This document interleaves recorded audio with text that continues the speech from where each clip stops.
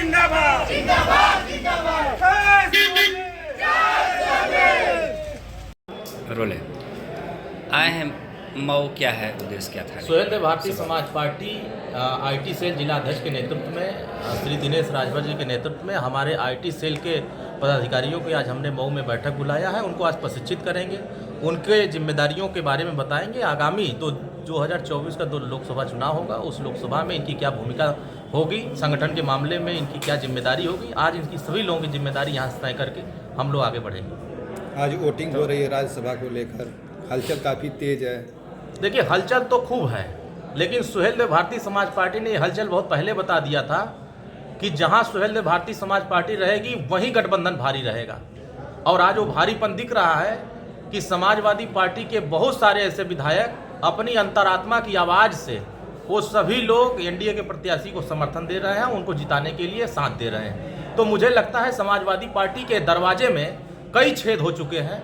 अब वो छेद मुनने की बजाय उनको अब विचार करना चाहिए, उनको अपने विधायकों पर भरोसा जताना चाहिए, उनके अपने विधायकों पर मंथन करना चाहिए कि उनके लोग उनका साथ छोड़ के क्यों जा रहे हैं, अब एनडीए के साथ क्यों आ रहे हैं। क्योंकि यहाँ उनको भविष्य दिख रहा है, उनको यहाँ अपने क्षेत्र की जनता का सम्मान दिख रहा है, अपने क्षेत्र के बारे में विकास की यात्रा दिख रही है। मुझे लगता है कि 3 बजते बजते बहुत सारे ऐसे भी नेता होंगे जो बीजेपी और एनडीए गठबंधन के साथ बहुत ही बड़े अंतराल से जीत के साथ खड़े होते दिखाई देंगे। आपके भी बताया जाए कि 2 विधायक सपा को वोटिंग क्रॉस कर दिए हैं। देखिए, सपा के लोग अफवाह फैलाने में माहिर हैं। सुहेलदेव भारतीय समाज पार्टी इसका खंडन करती है। हमारे 5 विधायक एनडीए की बैठक में मौजूद थे और सभी लोगों ने ईमानदारी से सबके अलग अलग प्रत्याशियों के लिए इतना तय हुए थे कि ये इनके साथ खड़े रहेंगे, उनके साथ खड़े रहेंगे, उनके साथ।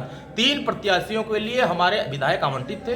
तीनों प्रत्याशियों को हमारे 5 विधायक मिलकर के बारी बारी से सभी लोगों ने जो वहां पर्यवेक्षक नियुक्त थे उनके सामने उन्होंने मतदान किया है। सपा के लोग अफवाह फैलाने में माहिर हैं। इनको जवाब देना चाहिए कि इनके जो इनके सिपा सलार थे, जो एकदम तटस्थ रहने वाले लोग थे, इनके भरोसेमंद लोग थे, उनके भरोसे तोड़ करके ये लोग कैसे दूसरे खेमा में खड़े हुए, उसका जवाब तो समाजवादी पार्टी खुद देना चाहिए। दूसरे कमरे में मत झांके, अपने कमरे का छेद बंद करें, नहीं तो मुझे लगता है कि चुनाव नजदीक आते आते सपा आधी अलग हो जाएगी, आधी दूसरी तरफ चली जाएगी। क्या अफवाह फैलाया गया था?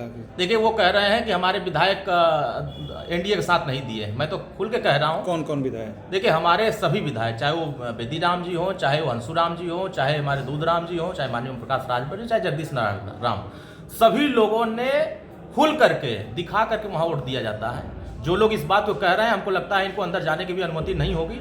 अंदर जो लोग पर्यवेक्षक थे, जो एजेंट थे, उनको दिखा करके 5 विधायक समय सबको जो एलाट थे, जिस सांसद को वोट देने के लिए, जिस प्रत्याशी, उनको मतदान किया है। देखिएगा, जब जीत 4 बजे के बाद घोषणा होगी तो आंकड़े सबके सामने होंगे, सपा साफ होगी, एनडीए मजबूती के साथ जीत की तरफ बढ़ेगी। अब सपा के भी एक सोलंकी हैं जो बीजेपी में वोट देने की सोलंकी। देखिए, बहुत सारे बदायूं के, बादा के, हमीरपुर के और कन्नौज के तमाम ऐसे विधायक हैं जो शाम होते होते पलटी मारते दिखाई देंगे। हम तो बार बार कह रहे हैं, जो लोग कहते थे कि नीतीश कुमार जी विपक्ष गठबंधन में ही रहेंगे, हम लोग पहले कह दिए कि विपक्ष में नहीं रहेंगे। उन्होंने कुछ हवा भरा था, जो हवा विपक्ष ने भरा था उसकी हवा नीतीश कुमार जी निकाल दिया।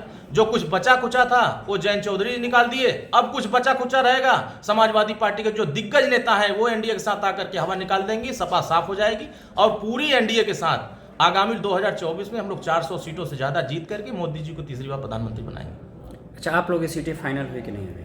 हमारी सीटें तय हैं, सारी चीजें स्पष्ट हैं। एनडीए गठबंधन के सभी सहयोगी दलों की सारी रणनीति अंदर कमरे में है। चैनल के सामने आकर हम बता देंगे तो विपक्ष एक्टिव हो जाएगा। विपक्ष खुद अपनी रणनीति बनाने में नाकाम है, हम अपनी रणनीति में सफल हैं। माननीय ओम प्रकाश राजभर जी राजा भैया के साथ बैठे तो लोग कह रहे थे कि राजा भैया तो सपा के साथ वोट करने की बात कर रहे हैं, लेकिन खुल करके सामने उन्होंने कहा कि राजा भैया एनडीए के साथ खड़े होंगे। उसी तरीके से जो लोगों के बारे में उन्होंने कहा, दमदारी से कहा, वो सभी के सभी एनडीए के साथ दिखाई दे रहे हैं। जो लोग उम्मीद किए थे कि सपा के साथ नहीं टूटन होगी, बड़ी संख्या में क्रॉस वोटिंग दिखाई दे रही है।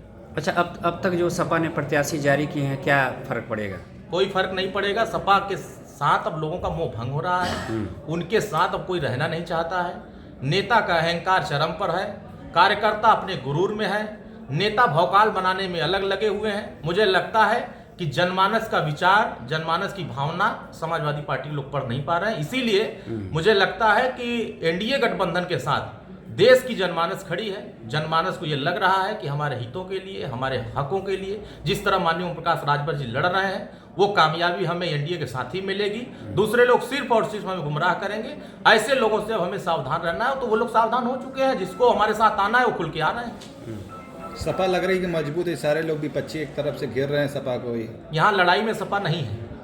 पूरे उत्तर प्रदेश की 80 लोकसभा सीटों पर एक भी सीट पर सपा आज की डेट में लड़ाई में नहीं है। कल तक कांग्रेस को कहती थी कि कांग्रेस चालू पार्टी है, कांग्रेस धोखेबाज पार्टी है, कांग्रेस पास जनाधार नहीं है। तो अरे भैया, जिसके पास जनाधार नहीं है, जो ओबीसी विरोधी है, उसके साथ गठबंधन करके कौन सा जनाधार बना रहे हैं?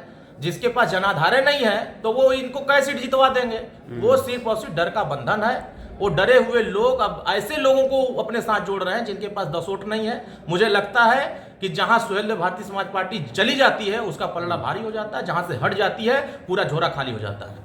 स्वामी प्रसाद मौर्य जो है पार्टी छोड़कर खुद अपनी पार्टी बना लिए। अरे भाई सर, लोकतंत्र में सबको अधिकार अपनी अपनी पार्टी बनाए चलाएं, लेकिन मुझे ऐसा लगता है कि वो जब तक सपा में थे पूरी खत्म कर चुके हैं सपा को। अब वो अपना रास्ता बना लिए कि चलो अब हम तुमको खत्म कर लिए, अब हम अपना रास्ता अपना लिए। उसी तरीके से कुछ और लोग थे जो उनकी उम्मीद बने हुए थे, उनका साथ छोड़ करके सब अपने अपने रास्ते बना लिए हैं। अब समाजवादी पार्टी के पास दम नहीं रह गया है, वो दम खत्म हो चुका है। ये सिर्फ चेचिस बचा है। अब उसके अंदर के सारे सीट और सब स्टेरिंग निकल के फेंका गया है। तो जो समाजवादी पार्टी के साथ में ओम प्रकाश जी के साथ में थे जो विधायक, आज सारे क्रॉस वोट कर दिए, तो क्या माना जाए कि ओम सुहेलदेव समाज पार्टी ये कर रही है? नहीं, ऐसा कुछ नहीं है। ये सब अफवाह है। सुहेलदेव भारतीय समाज पार्टी इसका खंडन करती है।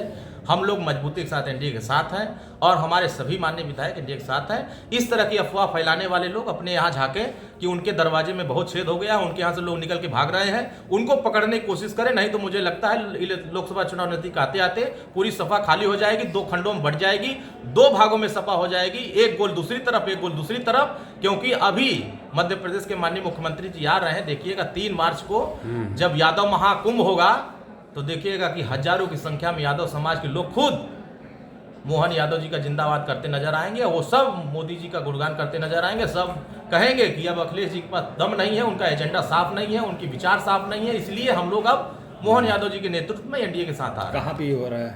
लखनऊ में होगा। बड़ी संख्या में कार्यक्रम हो रहा है। देखिएगा हजारों की संख्या में, लाखों की संख्या में यादव इकट्ठा होगा वहाँ। इसीलिए तो चिंता है सपा को कि अब हमारा मूल वोटर कहाँ जाएगा। अब तो मूल वोटर यादव समाज इकट्ठा होकर के मोहन यादव जी के साथ जा रहा है, तो फर्क तो पड़ेगा। जो दूसरे को तोड़ने में लगे रहते थे अब उनके ही पार्टियों में टूटन हो रही है, अब उनको अच्छा लग रहा है। ठीक है। चला भैया, अपन के अपन काम कर लिया।